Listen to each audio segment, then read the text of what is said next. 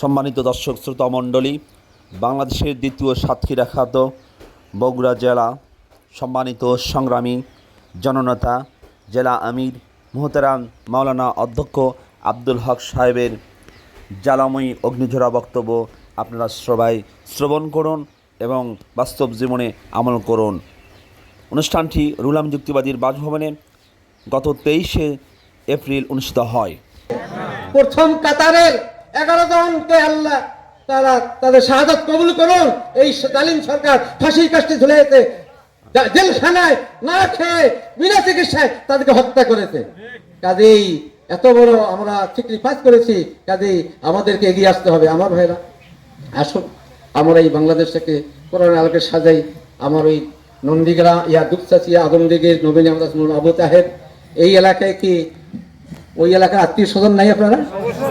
আপনাদের দায়িত্ব হলো ওই যখন শ্বশুর বাড়ি যাবেন, মামার বাড়ি যাবেন, খালি আপনার শ্বশুর বাড়ি খালি গোস্ত খাবেন না, খালি দাওয়াতি খাবেন না। আপনার দায়িত্ব হলো শ্বশুর বাড়িকে ওখানে নূর মোহাম্মদের পক্ষে, কোরআনের পক্ষে, ইসলামের পক্ষে ওখানে দাওয়াত দেওয়া। কথা ঠিক না বেটি? আমার ভাইরা, কাজে আমাদের এই এলাকার আমাদের মুরব্বী আছেন, বিশিষ্ট আলেমী দিন, তিনবারের সফল চেয়ারম্যান। আচ্ছা, অনেকেই করে যে বয়স বেশি। আচ্ছা, আমাদের প্রধান উপদেষ্টা ডক্টর ইউনূসের বয়স কত জানেন? 84 বছর বয়স। তো এই কেউ কি কয় না এই বুড়া পারবি না, তাই কি কয় নাকি কেউ?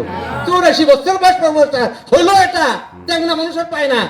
84 বছর পরামর্শ করতে পারে, আমাদের মনে চাই বলি ভাই, তিনি কেন পারবেন না? কিন্তু যোগ্য মানুষ, তিনি যোগ্যতার পরীক্ষা দিয়েছেন, তিনবারের উপজেলা চেয়ারম্যান হয়ে তিনি সততার নিষ্ঠার পরিচয় দিয়েছেন। কথা ঠিক না বেটি? আমার ভাইয়েরা, কাজে আসুন আমরা সবাই মিলে এবারে একটাই স্লোগান, আল্লাহর আইন চাই, সৎলোকের শাসন চাই, কোরআনের আলো, সংসদের আলো, এবং আমরা আল্লাহর গোলামি করে বাংলাদেশটাকে কোরআনের আলোকে সাজাতে চাই। এই জন্য জান প্রাণ দিয়ে কাজ করে ইনশাআল্লাহ কবুল করুন। আর কথা নয়, সামনের দিকে কাজ করতে হবে। এই ভাটরা ইউনিয়নের সংগঠন কিন্তু খুব মজবুত কি নয়। আমার কাছে একমত হলেন তো? আমির সাহেব কই গেলেন? একরামুল রেজা আছে? আমির সাহেব নাই, পিছিয়ে আছে একরামুল রেজা। উনি মাঝে মাঝে খুব হুতাশ করেন, মাঝে আসি তো, যে আসলে ওই যে 15 বছরের লোকজন যে ভয়টা খাইছে, এই ভয় এখনো দূর হচ্ছে না। আচ্ছা বলেন তো কি ইসলামী আন্দোলন কোন ভীরু কাপুরুষের জন্য ইসলামী আন্দোলন? ইসলামী আন্দোলন সাহসী মর্দে মুজাহিদের ইসলামী আন্দোলন। কাজেই ভাট্টার মানুষ কি ভীরু কাপুরুষ না? ভাট্টার মানুষ সাহসী বীর, ভাট্টার মানুষ বীর মুজাহিদ। কাজেই এই ভাট্টায় ইসলামী আন্দোলনের কাজ আরো মজবুত হবে।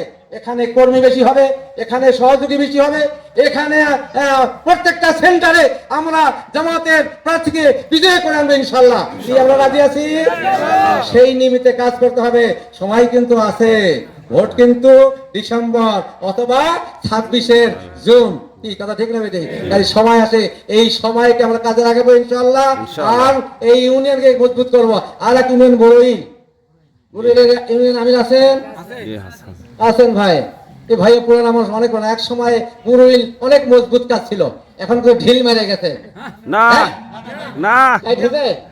আলহামদুলিল্লাহ, আলহামদুলিল্লাহ, তাই তো ভালো। তো আমি মাঝে মাঝে আসি তো, খোঁজ খবর নেই। তবে যে মানের টাইট হওয়া দরকার সেই মানের টাইট হয় নাই, আরো হবে ইনশাআল্লাহ। আমরা এই দুইটাই আজকে কর্মী এখানে আছেন, আপনারাই কিন্তু ময়দানের কর্মী। আপনারা যদি শক্ত হন তাহলে এই দুই ইউনিয়নের ময়দান উর্বর হবে, কাজ ভালো হবে ইনশাআল্লাহ। আর আপনারা যদি ঢিল মারেন তাহলে কাজও ঢিল হবে। আমরা কি ঢিল মারবো না শক্ত হব? ইনশাআল্লাহ। আল্লাহ তাআলা কবুল করুন। আমরা এই দুই ইউনিয়নের কর্মী ভাইয়েরা যারা আমার সামনে আছেন, আমরা এখন থেকে এই দুই ইউনিয়নের কাজ, এই দুই ইউনিয়নের সকল সেন্টারে আমাদের নমিনিকে বিজয়ী করে জাতীয় পরিষদে ইনশাআল্লাহ। এরপরে আমরা সিদ্ধান্ত নিয়ে আমাদের এখানে উপজেলা নির্বাচন করব, ইউনিয়ন করব, মেম্বার করব, অনেক নির্বাচন করব। সকল নির্বাচনে আমাদের প্রার্থী নমিনিকে বিজয় করে নিয়ে আসতে হবে। এবার আমরা রাজি আছি, কে কে রাজি আছে হাত তোলেন। আল্লাহু আকবার। আল্লাহ তুমি কবুল করো, আল্লাহুম্মা আমিন। আমার ভাইরা, আল্লাহ তাআলা যেন কবুল করেন। আর এই কাজগুলি করব আমরা কি দুনিয়ার স্বার্থে না, কার স্বার্থে? আমার স্বার্থে, আল্লাহর সন্তুষ্টি অর্জনের জন্য, আমার স্বার্থে মানে আখেরাতের স্বার্থে, আল্লাহর সন্তুষ্টি অর্জনের জন্যই আমার যাদের আখেরাতের জান্নাত ঠিকানাটা হয়, ওই আখেরাতে হয়ে গেল। আমরা পাশ করলাম, অনেক কিছু করলাম, কিন্তু আমার আখেরাত আল্লাহ তাআলা রাজি না, আল্লাহ তাআলা ভেজাল। বলেন তো দেখি, তাহলে এই পাশের